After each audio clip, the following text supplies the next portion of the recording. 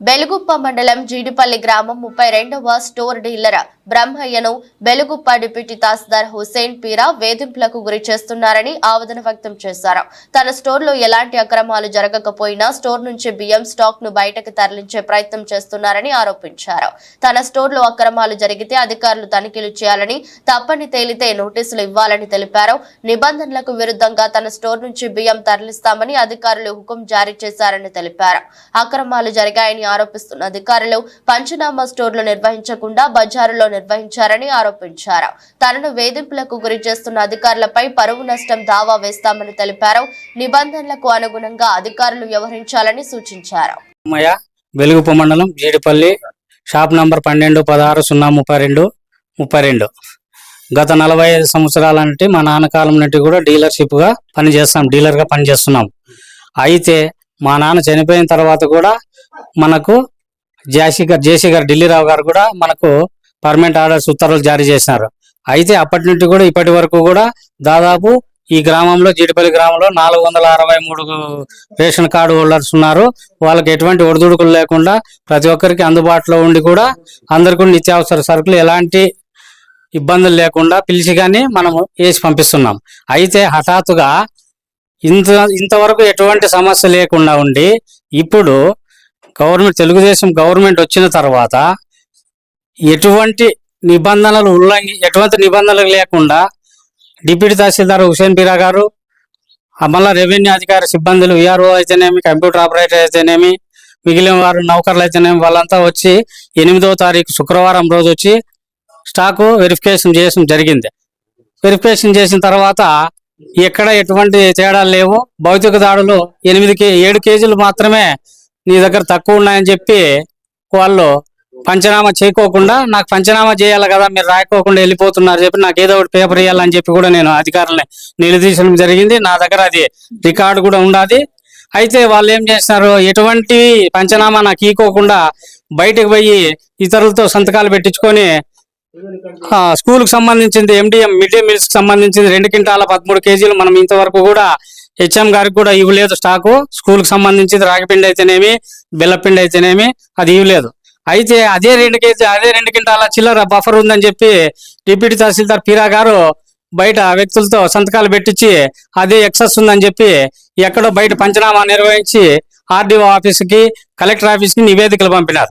పంచనామా జరగాల్సిందే ఇక్కడ డీలర్ ఇంటికి వస్తేనే డీలర్ ఇంట్లోనే పంచనామా జరగాల, విఆర్ఓ సంతకం పెట్టాలా, ఆయన మాకు పేపర్ ఇవ్వాలా, మేము ఆయన పేపర్ ఇస్తాం సంతకం పెట్టి. ఆ విధంగా లేకుండా ఎక్కడో ఏదో విధంగా చేసుకొని నీ మీద అది ఉంది ఇది ఉంది అని చెప్పి అభియోగం మోపి ఈ విధంగా మళ్ళా శనివారం రోజు వచ్చి విఆర్ఓ గారు నౌకర్లు వచ్చి మీ దగ్గర ఉండే స్టాక్ ఎత్తుకుపోతామంటే ఏం ఆధారంతో వచ్చినారు మీరు అంటే మాకు DT గారు చెప్పారు, హుసేన్ పీరా సార్ గారు చెప్పారు. అందుకంటే హుసేన్ పీరా సార్ గారు DT గారు ఏం చెప్పినారు, నీ దగ్గర ఏదైనా పేపర్ ఉంటే తీసుకొని రా, నేను దానికి సహకరిస్తానన్నారు. ఆ పేపర్ తీసుకొని వచ్చినారు సాయంత్రం వరకే. అప్పుడు నేనేం చెప్పినాను, అయ్యా మీరు సాయంత్రం వరకు ఉంటే నాకు ఈ రోజు పెళ్లి ఉంది, నేను పెళ్లికి పోతాను, మళ్ళీ స్టాక్ ఎత్తి పడుతుందని చెప్పి దొంగతనంగా వాకిలు వేసుకొని పోతున్నారు అనుకోవచ్చు మీరు అని చెప్పి విఆర్ఓ పర్మిషన్లతో నేను పెళ్లికి పోయి రావడం జరిగింది. వచ్చిన తర్వాత మళ్ళా నిన్నేం జరిగింది, నిన్న కూడా వచ్చినారు స్టాక్ ఎత్తియాలని చెప్పేసి మన వెలుగుప్ప మండల హెడ్-క్వార్టర్ కానిస్టేబుల్తో శంకరనాయక్ గారితో కూడా వీళ్ళు వచ్చినారు. శంకరనాయక్ కానిస్టేబుల్ గారికి కానీ కూడా చెప్పిన విషయం ఈ విధంగా ఉంది, దీని చట్టం ఈ విధంగా ఉంది అని చెప్పి చెప్పడం జరిగింది.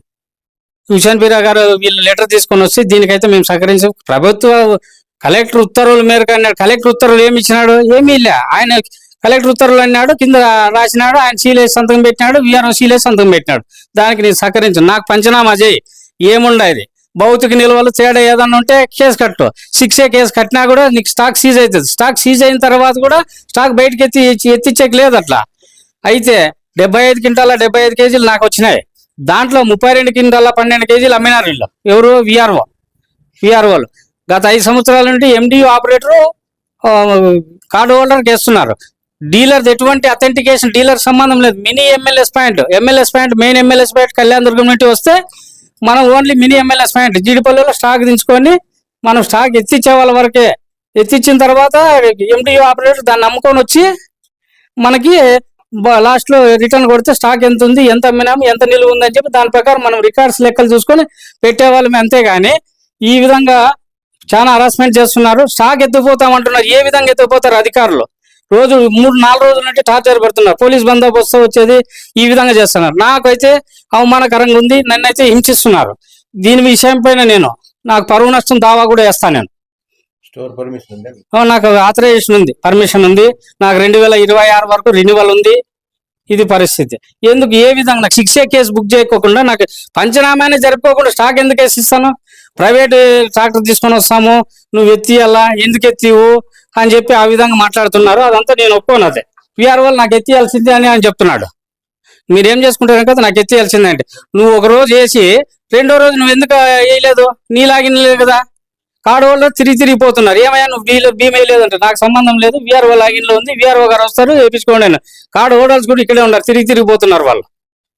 దీనికి ఏం మీ సమాధానం ఏం చెప్తున్నారని చెప్పి విఆర్ఓని అడిగితే, మీరు నాకు స్టాక్ ఎత్తియండి, మేము బయట అమ్ముతాము, మేము గుళ్ళోనో బల్లోనో చర్చిలోనో మసీదులోనో వేసి అమ్ముతాము, నువ్వు స్టాక్ ఎత్తియాలంటున్నారు. ఏ విధంగా ఎత్తిస్తాను? ఇప్పుడు నేను స్టాక్ బయటకి ఎత్తిచ్చిన తర్వాత ఇమీడియట్ గా ఎవరైనా విజిలెన్స్ అండ్ ఎన్ఫోర్స్మెంట్ వాళ్ళు వస్తే స్టాక్ లేకపోతే మళ్ళీ అది ఆ పైన కూడా 2వ కేసు కూడా మన పైన అది కేసు బుక్ చేసి చాలా ఇబ్బంది గురి చేస్తున్నారు అధికారులు. కాబట్టి మీడియా ద్వారా తెలియజేస్తున్నా, నాకు పంచనామా జరిపి ఇప్పటికైతేనేముంది, ఇప్పుడు కానీ ఈ రోజే కానీ అధికారులు రాని ఎటువంటి ఒడిదుడుకు లేదన్న తేడాలు ఉంటే ఇమీడియట్ గా సస్పెండ్ చేయండి. లేదంటే 6A కేసు బుక్ చేసి నాకు సస్పెండ్ చేసేది కానీ నేను ఆదేశాలకు నేను అన్నిటి కూడా ఒప్పుకుంటాను, లేదనేకేం లేదు. ఈ విధంగా హరాస్మెంట్ చేసి చాలా భయభ్రాంతులు గురి చేస్తున్నారు. నేను కూడా పేపర్ స్టేట్మెంట్ ఇచ్చినానమన్నా ఈ విధంగా జరిగింది. ఇది పరిస్థితి.